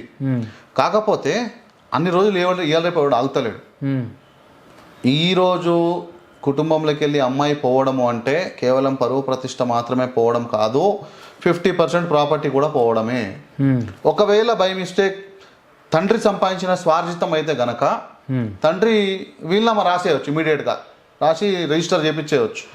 ఒక అడ్వకేట్ దగ్గర పోయి ప్రాపర్ వీళ్ళనామా రాసి ఆస్తుల మొత్తం మెన్షన్ చేసి నాకు 4 ఆస్తులు ఉన్నాయి, ఈ 4 ఆస్తులు నా కొడుకుకు మాత్రమే సంబంధించింది, లేదా నా ఫలానా నా మాట విని నా పెద్దల కుదిర్చిన సంబంధం చేసి రెండో కూతురికే సంబంధించి తప్ప నా మొదటి కూతురికి అమ్మాయికి సంబంధం లేదు అంటే వీళ్ళనామా రాసిండు అనుకోండి, రాసేసి వీళ్ళ పేరు మీద గిఫ్ట్ ఇడో ఇంకేదో కండిషనల్ గిఫ్ట్ ఉన్న రోజులు ఈయనది, ఉన్న తర్వాత వాళ్ళేదంటే చేసిన అనుకోండి ప్రాపర్టీ రాదు. కానీ అది ఒకవేళ తాతల నుంచి వచ్చినటువంటి యాన్సిస్ట్రల్ ప్రాపర్టీ అయితే గనక అమ్మాయి అడగవచ్చు, బయటికి వెళ్ళి ఇమీడియట్గా పార్టీషన్ షూట్ వేసేయచ్చు. ఈరోజు అమ్మాయి పోతే కేవలం ఆ గౌరవం పరువు పోయినట్టే కాదు, సగం ఆస్తి కూడా పోయినట్టు. కాబట్టి కళ్ళు తెరుచుకోండి, మెలుకోండి, ఇంకెన్ని రోజులు పడుకున్నట్టు నటిస్తారు. పార్టీలు, పొలిటికల్ పార్టీస్ ఇది వేరే, అది మీ మత్తులు మీ ఇష్టం. కానీ ధర్మంకే చేటు వస్తుంది. ఆ ధర్మం చేటు ఏ వరకు వచ్చిందంటే నీ కుటుంబం, నీ ఇల్లు గడప దాడుతుంది. అది ఆ ప్రమాదిక గంటకలే ఇల్లు గడప దాడుతుంది. నువ్వు ఇంకా పండుకొనే ఉంటా నటిస్తా అంటే నిన్ను ఎవడు కూడా కాపాడలేడు ఇక. సో ఇలాంటి కేసెస్ మీకు ఏమైనా వచ్చినాయా? అంటే ప్రాపర్టీ మొత్తం లాగేసుకున్నారు అనేసి మీ దాకా ఎవరైనా వచ్చిండ్రు? అట్లా ప్రాపర్టీ కేసెస్ అయితే ఇప్పటివరకు అంత రాలేదు.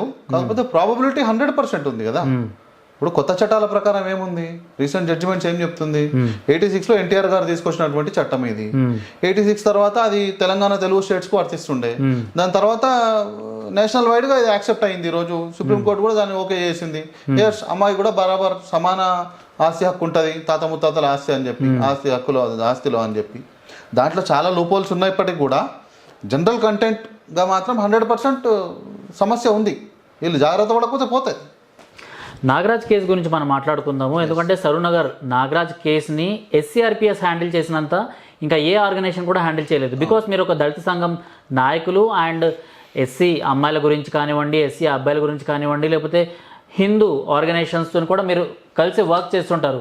కాకపోతే ఇక్కడ అబ్బాయి హిందూ దళిత అబ్బాయి అండ్ అమ్మాయి వచ్చేసి ఇక్కడ ముస్లిం అయ్యేసరికి దళిత సంఘాలు కూడా వెనక్కి వెళ్ళిపోయినాయి. ఒకనొక టైంలో అసలు ముందుకు కూడా ఎవరు రాలేదు, కేవలం ఒకే ఒక ఆర్గనైజేషన్ నిలబడ్డది, అది SCRPS. సో మీ పైన కూడా కొన్ని థ్రెటన్స్ వచ్చినాయి అండ్ మీరెందుకు ఇక్కడ వాళ్ళకి సపోర్ట్ చేస్తున్నారనేసి మిమ్మల్ని అనడము అండ్ మీరు ఆ కేసుని కూడా ఫైట్ చేసి గెలవడం జరిగిందనమాట. నిజంగా అంటే ఒక అమ్మాయిని మీరు స్టార్టింగ్లో చెప్పినట్టు ఒక ముస్లిం అంటే ప్రేమ అన్నది మతాలు, ఇక్కడ నుంచి అటు అమ్మాయి అక్కడ నుంచి ఇటు అమ్మాయి వస్తే మాకు ఎలాంటి ప్రాబ్లం లేదు అన్నారు. మరి ఇక్కడ నుంచి ముస్లిం అమ్మాయిని యాక్సెప్ట్ చేయలేకపోతున్నారు. అదే సంతోష్ విషయం మీరు ఇందాక చెప్పినారు, సంతోష్ విషయంలో ముస్లిం అమ్మాయిని తీసుకుంటే అతని పైన అటాక్ జరిగింది, ఇక్కడ కూడా ముస్లిం అమ్మాయిని తీసుకుంటే నాగరాజ్ పైన అటాక్ జరిగింది.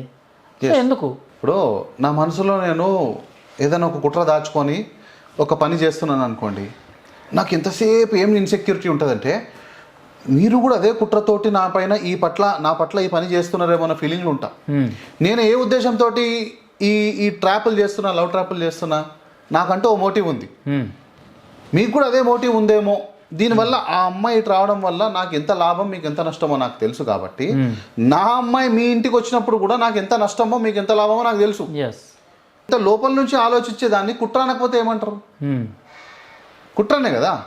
సరే కుట్ర కాదు, గంగా జమున తైజీబ్, సెక్యులరిజం, ప్రేమ, పవిత్ర ప్రేమ.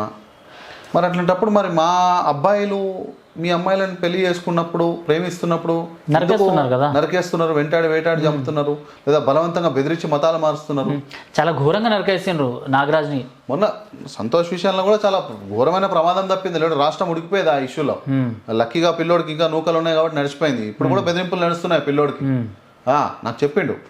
నేనేమంటున్నానంటే సిద్ధన్న, ఇది చాలా జటిలమైన సమస్య. ఇది ఏ ఒక్కరి వ్యక్తితోటో, ప్రభుత్వంతోటో, పార్టీతోటో, ఒక సంఘంతోటో కాదు. ఇది సమస్య ఈ ఈ ఈ మనం చెప్పే ఈ అవేర్నెస్ అనేది హిందూ సమాజం లోపలికి జనరలైజ్ అయిపోవాలి. ఇది ఏ సెక్యులరిజంకి విఘాతమో ఇంకేదో కాదు. ఇది హిందూ సమాజమే జరుగుతున్నటువంటి ఒక కుట్రా కోణం. దీన్ని అర్థం చేసుకొని హిందూ సమాజం జాగృతం కావాలి. ఈరోజు చాలా వరకు కూడా హిందువులలో ఉన్నటువంటి ధనిక వర్గాలు చాలా లైట్గా ఉన్నాయి. మా వరకు వస్తే అంత సినిమా లేదు, తోలు తీసేస్తారు. ఒకవేళ నిజంగా హిందూ సమాజం కింద ఉన్నటువంటి గ్రౌండ్ లెవెల్లో ఉన్నటువంటి ఈ పేద మధ్యతరగతి వ్యక్తులు ఏదైతే పోరాటాలు చేస్తారో, రోడ్డు మీద పోయి పాపం అమాయకులు ఎంతోమంది, వాళ్ళు కనుక మాకు కూడా ఎందుకని మీలాగా అనుకున్న రోజు అప్పుడు తెలుస్తుంది ఇలా సంగతి. కాబట్టి అట్లాంటి యువకులు చాలా మంది ఉన్నారు. వాళ్లకు అట్లాంటి సంస్థలకు ఫండింగ్ చేయాలి, సపోర్ట్ చేయాలి, లేకపోతే కష్టమవుతుంది. ఇంకోటి చదువుకున్నాము, చదువు అనేది కేవలం జ్ఞానం అంటే ఏందో తెలుసుకోవడానికి ఒక దారి మాత్రమే. చదువే జ్ఞానం కాదు. జ్ఞానం వేరే, ఇది వేరే. Knowledge is different, literacy is different. Knowledge సంపాదించడానికి ఈ లిటరసీ అనేది తోడు సాయం చేస్తుంది చదువు, అంతే తప్ప ఇదే జ్ఞానం కాదు. ఇది చదువుకున్నంత మాత్రం జ్ఞానం ఉన్నట్టు కాదు. జ్ఞానం అంటే అన్నిట్ల మీద కూడా ఒక స్వయం అవగాహన ఉండాలి, ఎవడో చెప్పింది వినుడు కాదు. కాబట్టి ఏంటంటే ఈ కుట్రల్లోకి వెళ్ళి బయటకు రావాలంటే హిందూ సమాజం జాగృతం అవ్వడమే కాకుండా ప్రతి ఒక్కరు మన బాధ్యతగా భావించి, ప్రతి ఒక్కరు, ఇంతకుముందు అర్చక పురోహితులు తననో అర్చక పురోహితుల రోల్ ఎంత అవసరమో మిగతా వాళ్ళు కూడా అందరూ అంతే విధంగా దీనిపైన ఎవరికి ఎక్కడికక్కడ అవగాహన చేస్తూ, పెళ్ళైన ఆడపిల్లలను వదులుతలేరండి. పెళ్ళైన ఆడపిల్లలను కూడా వదులుతారంటే మీరు ఆలోచించండి. ఇప్పుడు నాకు కావాల్సింది ఒకటే, పిల్లలు పుట్టించే ఒక శరీరం కావాలి. అది నువ్వు తర్వాత ఏమైతే నాకేమవసరం. ఇప్పుడైతే పిల్లలు ఇంకో ఇద్దరు పిల్లల్ని కంటది కదా, చాలు. ఇద్దరు, ముగ్గురు, నలుగురు, ఐదుగురు కంటది కదా, చాలు నాకు అంతే. ఆ గర్భమే నా రాజ్యాన్ని స్థాపిస్తుంది అనుకున్న క్లారిటీ అవతలోనికి వచ్చినప్పుడు మరి నీకెప్పుడు వస్తుంది? నా గర్భాన్ని నువ్వెప్పుడు కాపాడుకుంటావు? ముఖ్యంగా నేను ఈ యొక్క మన రిఫ్లెక్షన్ ఛానల్ ద్వారా, ఈ యొక్క రిఫ్లెక్షన్ ఛానల్ యావత్ రిఫ్లెక్షన్ ఛానల్ ప్రేక్షకులకు మరియు యావత్ హిందూ సమాజానికి నేను రిక్వెస్ట్ చేసేది ఏంటంటే, ముఖ్యంగా వరకట్న సిస్టమ్ అనేది కూడా ఎంత దారుణంగా అయిందంటే, ఎచ్చులకు పోతే రొచ్చుల పడ్డట్టు ఈరోజు వరకట్నాలు అనేది ఎన్ని చట్టాలు వచ్చినా, ఎన్ని సంఘటనలు జరిగినా కూడా వరకట్నాల మీద వేధింపులు మాత్రం తగ్గుతలేవు. వేధింపులు అంటే పెళ్ళైనాక వేధిస్తారు అంటలే నేను. పెళ్ళైనాక ఫైల్ అయ్యే వరకట్న వేధింపుల కేసుల్లో చాలా వరకు ఫేక్ కేసులు. కానీ పెళ్ళప్పుడు మాత్రం అన్ని లక్షలు కట్నం ఇవ్వాలి. వీడు అంతే అడుగుతుండు, ఇచ్చేటోడు కూడా అంతే ఇష్టంగా ఇస్తున్నాడు. ఈ రెండు తప్పే. నేను అదే అంటున్నా, असदुद्दीन ओवैसी एक चाय समोसे पे बच्ची का शादी हो जाना అంటాడు. అంటే దాని అర్థమైంది, దాని లోతు ఎంతో లోపలికి. ఈరోజు లక్షల కట్నం ఇవ్వలేక 22, 23 లోపల పెళ్ళిళ్ళు అయిపోయాల్సినటువంటి హిందూ అమ్మాయిలకు 32, 33, 35 వరకు వెయిట్ చేస్తారు. దేనికి వెయిట్ చేస్తారు? వీళ్ళ పెళ్ళికి ఇవ్వాల్సిన 10 లక్షల కట్నం వీళ్ళే సంపాదించుకోవడానికి ఒక జాబ్కి ఎక్కుతారు. ఆ జాబ్లో వీళ్ళు సంపాదించుకునేసరికి తెల్లారిపోతుంది. వీళ్ళకి పిల్లలు కానీ ఓపిక కూడా ఉండదు. ఆ ఏజ్లో పెళ్ళై లాభం ఏముంది? అట్ ది సేమ్ టైం వరకట్నం వేధింపు, వరకట్నాల కోసం ఎగబడే వీళ్ళు అంత మంచి సంబంధం వచ్చే వరకు, అంత కట్నం ఇచ్చే సంబంధం వచ్చే వరకు వీళ్ళు కూడా పెళ్ళిళ్ళు చేయరు. అరే నీకు నీ జీవితం మొత్తం నువ్వు ఖాళీ అట్లా ఇట్లనే మిగిలిపోతే నువ్వు పెళ్ళి ఎప్పుడు చేసుకోవాలి, పిల్లల్ని ఎప్పుడు కనాలి, నీ సామ్రాజ్యం ఎప్పుడు నిర్మాణం కావాలి అంటే ఈరోజు కేవలం వరకట్నం అనే ఒక చీడ పురుగు వల్ల హిందూ సమాజం చాలా వెనుకబడిపోతుంది, వెనక్కి వెళ్ళిపోతుంది. హిందువుల అమ్మాయిలు పెళ్లి చేసుకోవాలంటే భయపడుతుంది. అమ్మాయిలను ఈరోజు నిజంగా హిందువుల జనాభా తగ్గిపోవడానికి కారణము హిందువుల అమ్మాయిలు అంటే కనడానికి భయపడుతున్నారు. ఫ్యాక్టా కాదా? అవును. ఎందుకు భయపడుతున్నారు? అబ్బాయిలు కనడానికి భయపడని హిందువులు అమ్మాయిలు కనడానికి ఎందుకు భయపడుతున్నారు? ఎందుకు భయపడుతున్నారు అంటే కట్నం ఇవ్వగలుగుతామో లేదో. కట్నం అనేది పెద్ద బూచ్ అయిపోయింది. అరే కట్నం అనేది లేదు అన్న రోజు నిర్భయంగా కంటారండి. ఈరోజు అమ్మాయిలు చదివించుకోవడం పెద్ద విషయం కాదు. చదివించి వాళ్ళే జాబ్ చేసి ఉల్టా పెడతారు. కానీ ఆ జాబ్ ఒకటే కాదు, ఆ కుప్ప తయారు చేయాలి. కట్నం కుప్ప తయారు చేయడానికి అమ్మాయిలు వాళ్ళే కష్టపడి 30-32 ఏళ్ళ వరకు వెయిట్ చేస్తే ఇంకా పెళ్ళిళ్ళు ఎప్పుడైతాయి, పిల్లలు ఎప్పుడు కంటారు, హిందూ సామ్రాజ్యం నిర్మాణం ఎప్పుడైతుంది? ఏదైతే అమ్మాయిల్ని ఇస్లాం సైడ్ మార్చేస్తారు కదా లవ్ జిహాద్ కేసెస్లో, సో ఏమని చెప్పి వాళ్ళని మారుస్తారు? అంటే ఎలాంటి భద్రత కల్పిస్తామని చెప్తారు? నిజంగా అలాంటి భద్రత ఏమైనా ఉంటుందా ఇస్లాంలో? ఈ మధ్యకాలంలో బుర్కా కాంట్రవర్సీ జరిగింది కదా. హిజాబ్ మీద బాబాసాహెబ్ అంబేద్కర్ గారు 1940లోనే విమర్శించడం జరిగింది. అదొక మూవింగ్ కస్టడీ లాగా ఆయన దాన్ని నిర్వచించడం జరిగింది. నేనేమంటున్నానంటే ఏ మతంలోనే సరే మితిమీరిన స్వేచ్ఛ కూడా మంచిది కాదు. అట్లా అని చెప్పి పూర్తి కట్టడి కూడా మంచిది కాదు. అది ఎవరికైనా సరే, ఆడ కానీ మగ కానీ. ఈరోజు ఇస్లామిక్ కంట్రీస్లో అక్కడ ఉన్నటువంటి క్లైమేటిక్ కండిషన్స్ ప్రకారము వాళ్ళ వేషధారణ ఉంది. దాంట్లో పార్ట్ ఆఫ్ బుర్కా. అక్కడ వరకు అది బాగుంది, పర్ఫెక్ట్, అది సెట్ అవుతుంది కూడా, అవసరం కూడా. It's a basic climatic necessity. మిగతా దేశాల్లో ఏమవసరం? అదే కాకుండా వాళ్ళకు ఇంకా చాలా రూల్స్ ఉన్నాయి కదా, నికా హలాలా అని కానీ, లేకపోతే దీంట్లో ఈ మొన్నటిదాకా ట్రిపుల్ తలాక్ ఇష్యూ ఒకటి ఉండే. అది సరే ఏదో చట్టం వచ్చింది, రీసెంట్ చట్టం వచ్చింది కాబట్టి అది అసలు ఎంత ఫ్రీడమ్ అనేది హిందూ సమాజంలో ఆడపిల్లలకు ఉన్నంత ఫ్రీడము ఏ సమాజంలో ఉంది చెప్పండి? అఫ్కోర్స్ క్రిస్టియానిటీలో ఉంది, కానీ క్రిస్టియానిటీలో కూడా కొన్ని రెస్ట్రిక్షన్స్ ఉన్నాయి. అది మితిమీరిన స్వేచ్ఛ. ఇప్పుడు వాళ్ళని ఎత్తి పట్టుకొని కూర్చుంటారు. వాళ్ళు కూడా ఇబ్బంది పడుతారు. ఎందుకంటే వాళ్ళు క్రిస్టియానిటీలో ఫారెన్ కంట్రీస్లో అది కంప్లీట్గా వేరే వైపు వెళ్ళిపోతుంది. కాబట్టి ఏదైనా మితిమీరిన స్వేచ్ఛ కూడా మంచిది కాదు మనుషులకి, ముఖ్యంగా అమ్మాయిలకు. అట్లా అని చెప్పి పూర్తి కట్టడి, పూర్తిగా ఇట్లా బందీ ఖానాలో పెట్టినట్టు, పర్దా నషాన్ అవరత్ అన్నట్టు, లేదా బుర్కా దానికి సంబంధించి అంతా కూడా మంచిది కాదు. అరే మినిమం స్వేచ్ఛ ఇవ్వాలి, ఏ మతమైనా సరే మినిమం స్వేచ్ఛ ఇవ్వాలి. ఇప్పుడు మన దాంట్లో హిందూ సమాజంలో సతీ సహగమనం అది మంచి ప్రాక్టీస్ కాదు. వచ్చిన కారణాలు ఏమైనా ఉండొచ్చు కనుక. సతీ సహగమనం ఎందుకు వచ్చింది? విదేశీ రాజులు వచ్చి ఆడవాళ్ళను రాణిలను ఎత్తుకపోతే వాళ్ళు ఉండలేక, అత్యాచారాలు గురి చేయలేక నేను కూడా చచ్చిపోతానని వెళ్ళిపో. కానీ తర్వాత ప్రాక్టీస్ అనేది ఫోర్స్ఫుల్ సతీ సహగమనం వైపు వెళ్ళింది. అది బంద్ చేయగలిగినామా లేదా? అంటే ఒక బ్యాడ్ ప్రాక్టీస్ మనం బంద్ చేసుకోగలిగినాం. అంటరాంతనం చాలా విపరీతంగా ఉండేది భారతదేశంలో, హిందువులలో. అంటరాంతరాన్ని మనం తగ్గించుకోగలిగినామా లేదా? అది హిందువులలో వచ్చినటువంటి ఫ్లెక్సిబిలిటీ. ఎప్పటికైనా హిందూ సమాజం గొప్ప సమాజం ఎందుకంటున్నంటే ఫ్లెక్సిబిలిటీ అనేది మనకు అలవాటు అయ్యింది. కానీ ఎంత ఫ్లెక్సిబిలిటీ అలవాటు అయిందంటే మనమే మన అస్తిత్వం పొడగొట్టుకునేది ఫ్లెక్సిబిలిటీకి వచ్చేసినాం. మనం నిర్మాణం కోసం ఫ్లెక్సిబిలిటీ వాడుకుందాం. కాబట్టి స్వేచ్ఛ గురించి మనం ఎంత తక్కువ మాట్లాడితే అంత మంచిదండి. హిందూ సమాజంలో అమ్మాయిలకు ఉన్న స్వేచ్ఛకు ఇంకెక్కడా లేదు. ఇంకా వాళ్ళు ఏం చెప్తారు, ఏం సంగతి అనేది అది వాడు రకరకాలుగా చాలా చెప్తాడు. అంటే మీరు మాట్లాడి ఉంటారు కదా, ఒక అడ్వకేట్గా, ఒక యాక్టివిస్ట్గా, అమ్మాయిలతో మాట్లాడినప్పుడు లవ్ జిహాద్ బారిన పడిన వాళ్ళు మీకు చెప్పి ఉంటారు కదా. అమ్మాయిలు ట్రాప్ అయ్యేది మెయిన్గా వాళ్ళను, అంటే ఇది అనడం కరెక్ట్ కాదు, బట్ స్టిల్ వాళ్ళకు మతపరంగా అవగాహన లేకపోవడం, వాళ్ళ మతం వైపు ఆకర్షించే విధంగా చెప్పడం, ఆ డ్రగ్స్ ఇంపాక్ట్ తోటి ఈజీగా వీళ్ళు అట్రాక్ట్ అవ్వడం, దాంతోపాటు సెక్షువల్ అట్రాక్షన్ కూడా వీళ్ళపైన ఈజీగా జరుగుతుంది. It is a fact. ఒప్పుకున్నా ఒప్పుకోకపోయినా ఇట్స్ ఎ ఫ్యాక్ట్. నేను అదే అంటున్నా, రైట్ టైంలో అమ్మాయికి పెళ్లి జరిగితే ఇవన్నీ ఇదంతా ఏముండదు, నాన్సెన్స్. కానీ రైట్ టైంలో మనం పెళ్లి చేయలేకపోతున్నాం అమ్మాయిలకు. దానికి కారణం ఏంది ఇందాక చెప్పడం జరిగింది. అది ఒకటే కానీ కాదు, కానీ చాలా కారణాలు ఉన్నాయి. కానీ అది ప్రైమ్ కారణం. సో ఆ సెక్షువల్ అట్రాక్షన్ అనేది కూడా ఆ డ్రగ్స్తో పాటు ఈ అట్రాక్షన్ అనేది చాలా భయంకరంగా పనిచేస్తుంది. ఎంత భయంకరంగా పనిచేస్తుందంటే మీరు పోయి ఏం చెప్పినా కాళ్ళు మొక్కినా సరే ఆ అమ్మాయి ముందు కన్న తండ్రి తల్లి ఊరేసుకున్నా కూడా అమ్మాయి రాని పరిస్థితి. మీరు నమ్ముతారు, అంత భయంకరంగా ఉంది బయట. చూసిన నేను కూడా కొన్ని కేసెస్ మీకు తెలుసు, మీరు చాలా కేసెస్ చూసారు. కాబట్టి ఇదేంటంటే ఈ మోటివేషన్ అనేది ఒక రకంగా కాదు సిద్ధన్న, చాలా రకంగా జరుగుతుంది. ఒకటే రకంగా అని చెప్తే వేరే అనుకోవచ్చు, కానీ చాలా రకాలుగా జరుగుతుంది. మీ దేవుడు అట్లా అని, మీ దేవుడు ఇట్లా అని చెప్పి, మా దేవుడు అంటే ఏంది శైతాన్ అని, భూత్ఫరస్తి అని చెప్పి. ఇప్పుడు ప్రకృతిని ఆరాధించాలా లేకపోతే ప్రకృతిని సృష్టికర్తను ఆరాధించాలా? ఆటలో వెనకాల రాసి ఉంటుంది అంతా. చాలా మోటివేషన్స్ ఉన్నాయి. కాబట్టి ఇవన్నీ మోటివేషన్ ఒకటే సంబంధం. Answer prevention is better than cure. మనం ఏం చేస్తున్నాం అనేది ఫస్ట్ మన పిల్లలకు మన వాళ్ళకు మనం క్లారిటీ ఇస్తే ఎవడొచ్చి గొట్టంగాడు వచ్చి ఏం చెప్పినా కూడా వాళ్ళకి ఎక్కదు, వాళ్ళు వినరు. నీ సైకలాజికల్ ఇంపాక్ట్లో నువ్వు ఎంత డ్రగ్స్ ఇచ్చినా కూడా వాడి మైండ్లో వాడు పొద్దున పోయి సాయంత్రం మళ్ళీ వచ్చి వాడిని రెగ్యులర్ పూజా విధానంలో కూర్చుండి అనుకోండి, అది రివర్స్గా పనిచేస్తుంది. కొన్ని టైంలలో వీళ్ళు ఇప్పుడు ఎవరైతే హిందూ అమ్మాయిలు అవతల వాళ్ళు ఎవరైతే ట్రాప్ చేస్తారో వాళ్ళు కొన్ని వీడియోస్ చిత్రీకరిస్తున్నారో అని తెలిసింది. వీడియోస్ చిత్రీకరించిన తర్వాత భయపెట్టడం ఇదంతా. ఈ మాట నేను ఎందుకు తీస్తున్నానంటే బంగ్లాదేశ్లో రీసెంట్గా ఇస్కాన్కి సంబంధించిన ఒక అమ్మాయిని, మైనర్ అమ్మాయి పాపం 15 years ఏజ్ అమ్మాయిని ఇస్లాంలోకి మార్చిన తర్వాత ఆమెతో నైట్కి నైట్ వాళ్ళ ఏదైతే షెడ్యూల్ ప్రకారం ఉంటుందో అదంతా జరిగిపోయినాక ఒక వీడియో లీక్ అయిందన్నమాట. ఎంఎంఎస్ ఆల్ ఓవర్ బంగ్లాదేశ్లో తిప్పేశారనమాట. ఆ ఎంఎంఎస్ అంటే హిందువుల్ని మీరు లోబర్చుకున్న తర్వాత వాళ్ళ వీడియోలు తీసి పెట్టుకోండి, దాని తర్వాత వాళ్ళని భయపెట్టండి, హిందువులు మన కాళ్ళ కింద ఉండాలి అనేసి ఒక ఉర్దూలో అండ్ బంగ్లాలో రాసిన ఒక వీడియో మ్యాటర్ కూడా సర్క్యులేట్ అయింది. దాని గురించి నేను వీడియో చేసిన 4 కేసులు మేము డీల్ చేసినాము.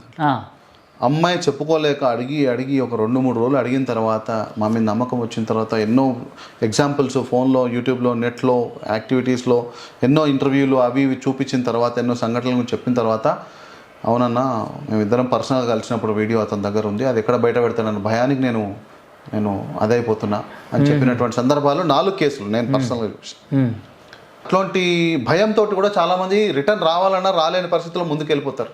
అట్లాంటి దానికి కూడా సొల్యూషన్ ఏంటంటే మనం కనుక సీక్రెట్గా వెళ్ళి దీన్ని మనము ఇమీడియట్గా సైబర్ క్రైమ్కో లేకపోతే షీ టీమ్స్లో చెప్తే ఎవరు ఏం సంగతి, ఆ ఫోన్ ఏంది, ఏం కథ మొత్తం తీసి ఇమీడియట్ సీజ్ చేసి దాన్ని డిలీట్ చేసేసి ఆ ఫోన్ సీజ్ చేసి కేసు చేస్తారు. కాబట్టి భయపడాల్సిన అవసరం లేదు, అన్నిటికీ పరిష్కారాలు ఉన్నాయి, మీకు తెలియదు అంతే.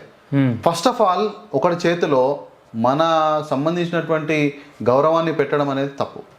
దాంట్లో వాటికి ఒప్పుకోవడం తప్పు. కొన్ని చోట్ల తెలియకుండా కూడా జరిగిపోతుంది. బట్ హాల్యూసినేషన్ అన్నారు కదా మీరు, అంటే ఆ మత్తులో ఉన్నప్పుడు జరగవచ్చు. అంటే మత్తు అంటే కంప్లీట్ ఏదో మందు తాగినప్పుడు ఊగినట్టు మత్తు ఉండదు, ఒక ఫీలింగ్, ఒక హాల్యూసినేషన్. అది పర్ఫెక్ట్, ఇతనే నన్ను ఇంకా పెళ్లి చేసుకుంటున్నాడు, ఇతని మతాన్ని నేను ఇంకా ఆరాధిస్తాను అనేసి ఒక ఆ నమ్మకంలో వెళ్ళిపోతారు. మత్తు ఎట్లున్నా సరే ఆ రకమైనటువంటి వీడియోస్ తప్పు. సొంత భర్త అయినా సరే అది తప్పదు. అట్లాంటివి తీస్తున్నాడంటే అవతల ఉద్దేశం ఏదో చెడు ఉందని అర్థం. పెళ్ళైనోడైనా సరే, పెళ్లి కానోడైనా సరే, పెళ్లి చేసుకోవాలని ఈ క్వశ్చన్ అడగాలంటే నాకు నిజంగా చాలా అంటే నాకు నచ్చదు.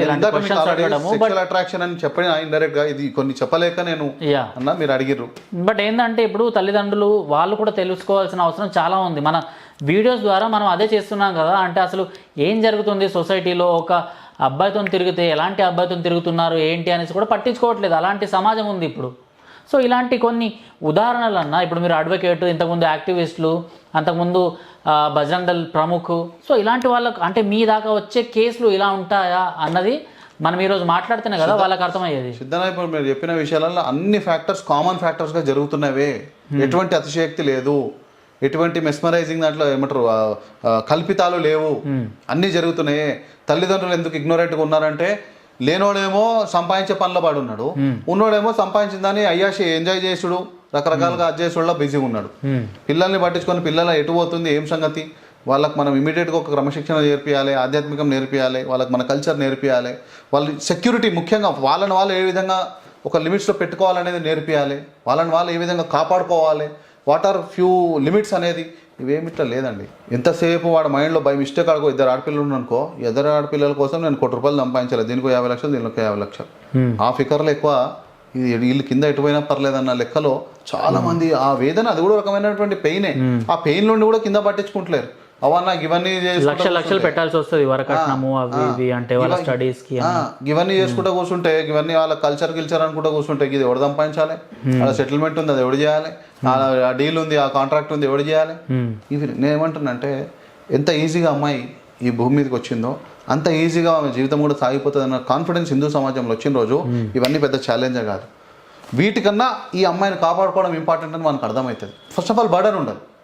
సో ఈ ఇందాక ప్రేక్షకులకు అదే రిక్వెస్ట్ చేసిన, ఈ వరకట్నం సిస్టమ్ అనేది హిందూ సమాజాన్ని పూర్తిగా అంతరించే దిశగా తీసుకొని వెళ్తుంది. అది కూడా మనం అర్థం చేసుకోవాలి. సో ఇన్ని కేసెస్ మీరు హ్యాండిల్ చేసిండ్రు, దీంట్లో నాకు ఇది హార్డ్గా అనిపించింది. ఈ కేసుని నేను అసలు చేయలేకపోయాను, దాని తర్వాత చేశాను అనేసి, లేకపోతే ఇంకా మేము మొత్తానికి చేతులు వదిలేసుకున్నాము, ఇంకా దులిపేసుకున్నాం అనేసి అంటారు కదా. సో అలాంటి కేసెస్ ఏమైనా ఉన్నాయా? శ్రీనగర్ కాలనీలో ఒక ఇన్సిడెంట్ జరిగింది. అక్కడ ఇంటి ఓనర్ కూతురు ఇంటి పైన బ్యాచిలర్కి ఒక కుర్రోడికి బ్యాచిలర్కి ఇచ్చారు. బ్యాచిలర్ అబ్బాయి వచ్చేటప్పుడేమో ఆదిత్య అనే పేరుతో రావడం జరిగింది. కాబట్టి ఆ అబ్బాయి ముస్లిం అబ్బాయి. వచ్చిన తర్వాత అమ్మాయి చాలా అంటే చాలా అందంగా ఉంటుంది, హీరోయిన్ లాగా ఉంటుంది అమ్మాయి. మొత్తం మీద అమ్మాయిని ఏ విధంగా ట్రాప్ చేసిండు. అమ్మాయి వాళ్ళిద్దరి మధ్యలో ప్రేమ వ్యవహారం నడిచింది. చాలా దూరం వెళ్ళిపోయారు వాళ్ళిద్దరు శారీరకంగా. వెళ్ళిపోయిన తర్వాత ఒకసారిగా తండ్రి కూడా మంచి మంచి కోట్లకు పడిగెత్తిన వాళ్ళు. ఇద్దరే కూతుర్లు. ఒక కూతురు పెళ్లి చేద్దాం అనుకునే టైంకి ఇంట్లోకి వెళ్ళిపోయారు, పెళ్లి చేసేసుకొని వచ్చిన తర్వాత పెళ్లి కూడా చేసుకునేటప్పుడు ఎట్లా జరుగుతుందంటే వీళ్ళు మన మ్యారేజ్ సబ్ రిజిస్ట్రార్ దగ్గర అప్లై చేయడానికి 2-3 నెలల ముందే వీళ్ళకు ముస్లింగా కన్వర్ట్ అయిపోయి అమ్మాయి ఇస్లామిక్ పద్ధతిలో పెళ్లి జరిగిపోతుంది. అంటే అబ్బాయి హిందూ పేరుతో వచ్చిండు కదా, మరి ముస్లిం అన్నది ఎప్పుడు తెలిసింది వీళ్ళకు? పెళ్లి చేసుకున్నాక, అరే నువ్వు హిందువు కదా బాయ్, నువ్వు ముస్లిం ఏంటంటే లేదు నేను ముస్లింనే, మరి అట్లా చేసినావు నువ్వు అని అంటే, లేదు నేను నాకు ఇస్తారు చేయరని భయానికి నేను అట్లా చేసినట్టు. మరి మా పిల్లల్ని ఎందుకు ప్రేమించినావు? అమ్మాయి కూడా ఒకవేళ రియాక్ట్ అయింది అనుకోండి, నువ్వు ఇట్లా మోసం చేసినావు అంటే, మోసం కాదు నీ కోసం నేను నీ ప్రేమ కోసం అట్లా చేసినావు. ఉంటాయి కదా మన సినిమా ఇండస్ట్రీలో చెత్త డైలాగులు కొన్ని, అంటే మా ముస్లింలను మీరు ప్రేమించారు, మమ్మల్ని దూరం పెడతారు, అది ఇది అనేసి సాఫ్ట్ గా ఇలాంటి జిహాద్ చేస్తుంటారు. ఇది ఇంతకుముందు ఇంటర్వ్యూస్ లో చెప్పినరు. నీ ప్రేమ కోసం నేను ఆ విధంగా చేసినావు. కొన్ని చెత్త డైలాగులు రాస్తారు కదా మనకి, మళ్ళీ డైలాగులు, ఆ డైలాగులు వాడి మళ్ళీ వాళ్ళని కన్విన్స్ చేసుకొని. సో ఆ ఎస్ఆర్ నగర్ పిఎస్లో ఇష్యూ జరిగింది. ఎస్ఆర్ నగర్లో పోయినాము, చాలా రిక్వెస్ట్ చేసినాము అమ్మాయిని, చాలా ఒకనొక టైంలో కాళ్ళు మొక్తామమ్మా ఆలోచించాను, వీళ్ళే అర్థం కాలే వాళ్ళకు. నువ్వు ఆ టైంలో పోయి మీరు నీ మీద డ్రగ్స్ ఉపయోగిస్తారని చెప్పినా కూడా నమ్మే పరిస్థితిలో ఉండరు. అంటే మన పెద్దలు అంటుంటారు ఏదో మందు పెట్టిండ్రేమో అని. మందు పెట్టి మోటో చెప్పాలంటే మందు పెట్టిండ్రు అంటారు, ఇదే మందు అనుకోండి. సో ఆ టైంలో పోయి అడిగినా కూడా వినరు. మేము దాదాపు 2 రోజులు పిఎస్కి వచ్చారు వాళ్ళు, 2 రోజులు కూడా రిక్వెస్ట్ చేసినాం. ఆఫీసర్ కూడా కొంత ఛాన్స్ ఇచ్చారు, అమ్మాయి కూడా వింటుంది కానీ ఛాన్సే లేదంటుంది. కోట్లకు అడిగితే ఆస్తి ఏం లాభం. మరి ఏమైంది ఫైనల్గా ఆ విషయంలో ఓడిపోయినాం మేము. పంజాగుట్టలో ఒక ఇన్సిడెంట్ ఉంది. పంజాగుట్టలో కూడా హిందూ అబ్బాయిగానే పరిచయం అయ్యిండు, రాహుల్ అనే పేరుతోటి పరిచయం అయ్యిండు, ప్రేమించిండు, పెళ్లి చేసుకుని సబ్ రిజిస్టర్ ఆఫీస్లో అప్లై చేసిండు. సబ్ రిజిస్టర్ ఆఫీస్లో అప్లై చేసే టైంకి వీళ్ళకి తెలిసింది. దానికంటే ముందే 3 నెలల ముందే ఇస్లామిక్ పద్ధతిలో పెళ్లి అయిపోయింది, నికా అయిపోయింది. వక్ బోర్డులో కూడా అమ్మాయి ఒప్పేసుకుంటుంది, ఇక్కడ ముస్లిం అయినా కూడా ఒప్పేసుకుంటుంది. ఇక్కడ వక్ బోర్డులో కూడా ఒప్పేసుకుంటుంది. నేను అదే అంటాను కదా, మోటివేషన్ 2 రకాలుగా, రిలీజియస్ మోటివేషన్, సెక్షువల్ మోటివేషన్, ఈ 2 చాలా అయిపోయాయి. అమ్మాయి చేతకి వెళ్ళిపోయినట్టే. మన వైపు రిలీజియస్ మోటివేషన్ ఎట్లా లేదు. ఇప్పుడు పెళ్లి కాని అమ్మాయికి సెక్షువల్ మోటివేషన్ ఎవడు చేస్తాడు? ఎవడు చేయడు, కాబట్టి వాడు చేస్తున్నాడు. ఇప్పుడు పెళ్ళి అందుకే అంటున్నా, తొందరగా పెళ్లి చేసి తొందరగా అంటే అట్లీస్ట్ ఒక చదువు అయిపోయి వాళ్ళ కాళ్ళ మీద వాళ్ళు నిలబడే స్థాయికి వచ్చేసినాక 1 year కొంచెం ఒక 6 months 1 year జాబ్ చేస్తే వాళ్ళకు కాన్ఫిడెన్స్ వస్తుంది. పెళ్లి చేసేస్తే వాళ్ళ బతుకుతారు.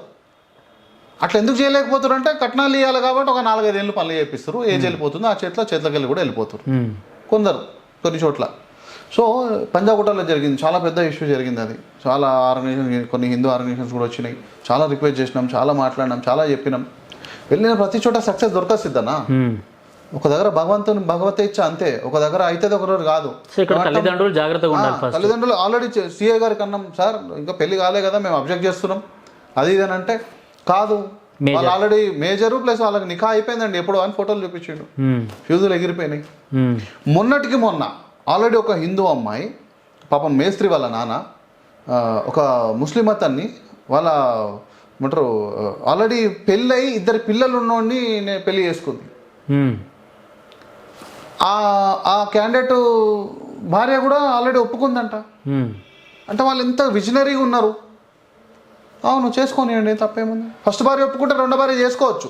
ట్రిపుల్ తలాక్ వర్తించదు దానికి కూడా. ఇందులో కూడా అంతే. ఫస్ట్ భార్య ఒకవేళ కన్సెంట్ లెటర్ ఇచ్చింది అనుకోండి, సెకండ్ మ్యారేజ్ చేసుకోవచ్చు.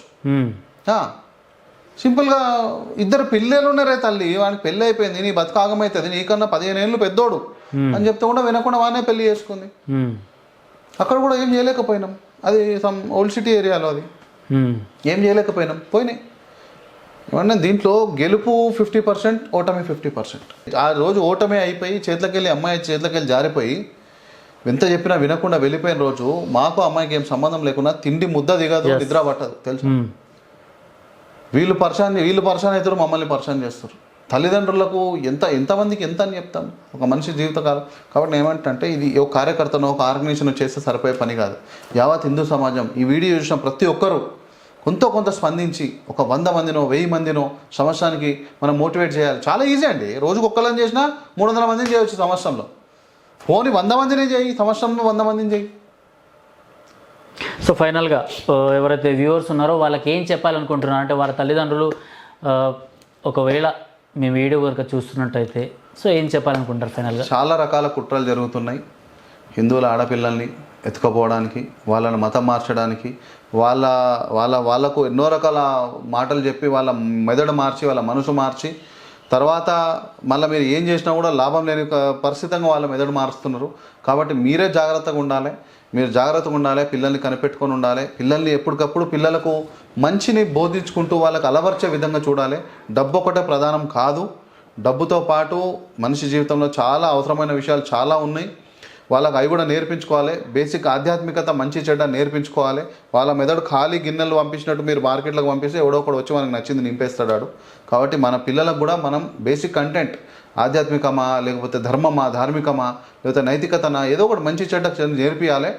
ముఖ్యంగా ఈ లవ్ జిహాద్ అనేది ఏదైతే జరుగుతుందో దీని గురించి ఖచ్చితంగా చెప్పాలి. వాళ్ళకు అవగాహన కల్పించాలి.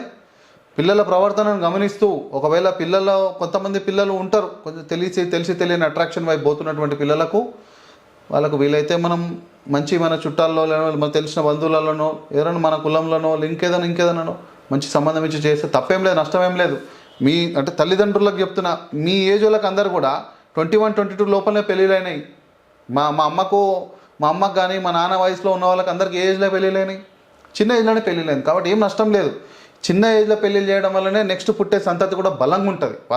వాళ్ళ జెనెటిక్ కండిషన్ ఆ ఏజ్లో ఏ విధంగా అయితే ఉంటుందో వాళ్ళ పుట్టబోయే పిల్లలు అంటే మీ మనవాళ్ళ జెనెటిక్ కండిషన్ కూడా గట్టిగా ఉంటుంది.